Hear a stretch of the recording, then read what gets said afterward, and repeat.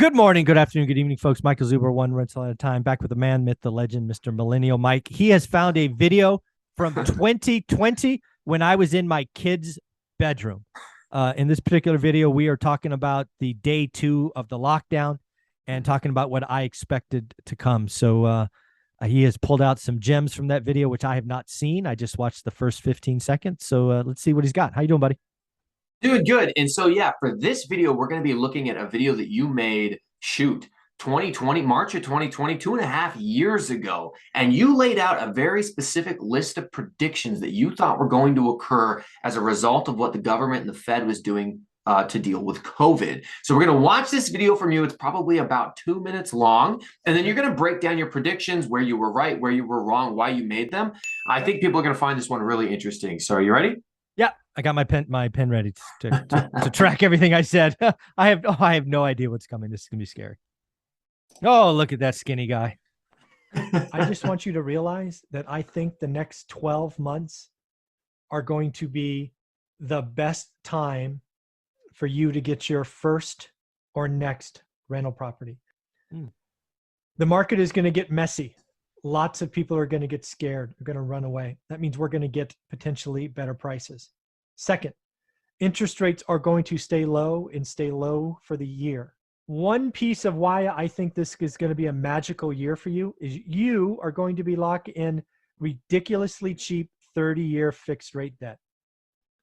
You have to lock 30. Don't you dare get a 5/1 ARM. Don't you get 7-year this or that. If you are a one rental at a time follower, I want you to get a 30-year fixed rate mortgage with a 3 or a 4 on it. But third, and this one is going to prove to be magical. If you get a rental property or another rental property with all of the trillions of dollars that is coming into our system, you are going to be able to take care or take advantage of inflation. Inflation is going to be a side effect of the medicine we are taking today. And we have to take the medicine today to avoid a nasty recession. And if we're not careful, a nasty depression. The Fed, as they've not talked about today, they passed their first act. I think it's called Families First. It's pumping billions of dollars into the financial system. Probably by Friday or over the weekend, we will have bills of $1 trillion. We will be mailing checks to families. We are going to get through this, but that money is going to do something, and it's going to create inflation. It's going to raise the cost of things. But again, back to inflation. Inflation, generally speaking, hurts savers. It hurts pretty much everyone, except if you own assets that are kind of inflation protected. And near as I know, one of the best things that are inflation protected are rental properties. So if you can get a cheap 30-year loan with a 3 or a 4, and then you are in an environment where inflation is running at 3 or 4 in a couple of years, you've basically got money for free. The next 12 months are going to be the best time for you to get your first or next rental property. All right. Wow. Yeah. First, to think that came out in 2020 before all this nonsense, that's you give me a little pat on the back for that one. That was fun. I never thought we'd see a 2, right? I talked about 3 and 4. We actually got to many people got 2s. I think it was 12 or 13% of loans now have a 2 on it. Right. I called inflation long before anyone was coming. I did not see it getting to 9%, but the dominoes were falling. As any economist, in my opinion, worth their salt should have been able to say, look, this is happening now, that's happening later. Hence it was very easy for me to call that before anybody else. You definitely called the housing market correctly, right? I talked about it being messy for a couple of months and then people figuring it out. That's exactly what happened. Again, I'm actually shocked that I called that one. That's pretty awesome. Yeah, I think being inflation protected, I think, again, I didn't even talk about rents, right? I just talked about inflation, which rent is 33% of core CPI. So I talked about it, but I should have called it out. I could have even been clearer on that. Because when you bought in 2020, not only did you get fixed rate debt for 30 years, you got the asset 40% cheaper, and you got rental amounts that are now 30% up. If you listen to me in 2020, you should be sending me cards saying thank you or something. I mean, geez, I made you some money. And again, the really important thing to realize is I was a lone voice.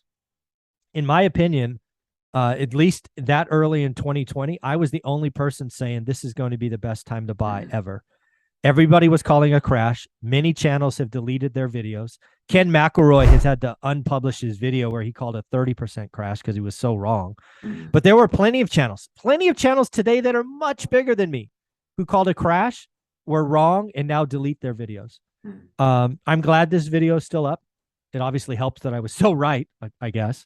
But yeah, so again, I wrote down messy, scared, interest rates, cheap debt, inflation. I didn't, again, the one thing I talked about was 12 months. It actually ended up being 24 months. And when I talked about trillions, it didn't say, but I was thinking 2, 3, 4. We went 8 or 9. So all of these things that I was talking about were bigger than I thought. Rates went lower than I thought. But again, as I said, the market was going to be the best time ever because it's always about the payment. And oh, by the way, you would have bought 40% cheaper, lifetime low rates. You would have had 2 years of amazing rent increase. And, reach out to me. I'll let you mail me a thank you card, and I'll collect them. So for the folks who are watching this, that video was so old. This was before the Three Amigos. This was before you even met the Three Amigos. You're still filming at your house. Dude, that's my kid's bedroom. I wasn't trying to dime you out, Mike, but but yeah. So what was interesting, we did a reaction video to Milton Friedman a couple weeks ago, and he said, there is always about a 6-month delay from when the Fed starts printing money that people start spending, and then about a 2-year delay before you feel the effects of inflation. And this was 2.5 years ago, but we started feeling the inflation about 6 months, 7 months ago. So from the moment they started turning the printing presses, you knew, because you've said before, you study Milton Friedman, inflation is coming. There's no way to avoid it. It was always coupled with an inflation of the money supply. There's the overall inflation of prices and things like that. Yeah. Again, I did not watch that full video because I knew we were going to do this. I only watched the first 10 seconds. And I think right in the first 10 seconds, I say this is day 2 of lockdown, which I live in California. So it was day 2 of lockdown. So that's really early, really early. And it's like, I know how this ends. And put it out there, and sure enough, it's fun to look back. So I have this was kind of prompted by one of the YouTube commenters. They put a comment on this video, and I'm going to read it to you and get your final reaction. So Sunny Crackbeats, it's a great name. Sunny Crackbeats says, "I'm glad you took the suggestion, Michael. This video was originally posted in March of 2020. The easiest way to judge advice, especially financial advice, is to not just look at what they're saying now. Check back 6 months, a year, 2 years. If anyone listened and took Michael's advice, there were only 400 to 500, but those people did very well. Go look at his videos from 2 years ago. He's probably right about 70% of the time or more. The best real estate channel on YouTube. Most of the doomers on YouTube delete their old videos that had failed predictions. Bravo again, Michael Zuber." So what do you think about that? Is that the best way to judge someone's advice? Oh, absolutely. Yeah, it's really funny, right? There's a lot of doomer channels out there that have been doing this for 3-4 years, several 100,000 subs, but it's really interesting how none of their older videos are up anymore. It's just, it just makes me scratch my head. And again, they tapped into a vein. They are doing what they do. And, this video, as you can tell, I was thinner. I was back when CrossFit was a daily or daily exercise for me. So I was probably 30 pounds lighter in that video, man. It's funny to think about. A couple years younger in my kid's bedroom. Yeah, it's there. All my videos are there, right? I think I've deleted 2 videos ever. One because I had a bad day, and the second one, there was somebody I interviewed who turned out to be not what I thought they were. So I deleted their videos. But other than those 2, all 8,000 videos are still there. All the good calls, all the bad calls. And I agree. And that's why I leave them there. I'm just trying to be better every day. That's all I'm trying to do.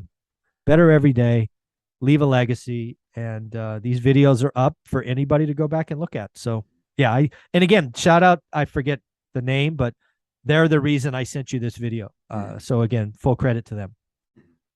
Yeah, Mike, I think that's pretty much all we got on this. It's always interesting to go back and, you know, the best predictor of future performance is past performance, though it's not guaranteed. But, you know, I think we can prove that you have been able to, with some decent consistency, call some very difficult early shots. So we're going to do a reaction to Graham Stephan next. Mike, thanks for being here.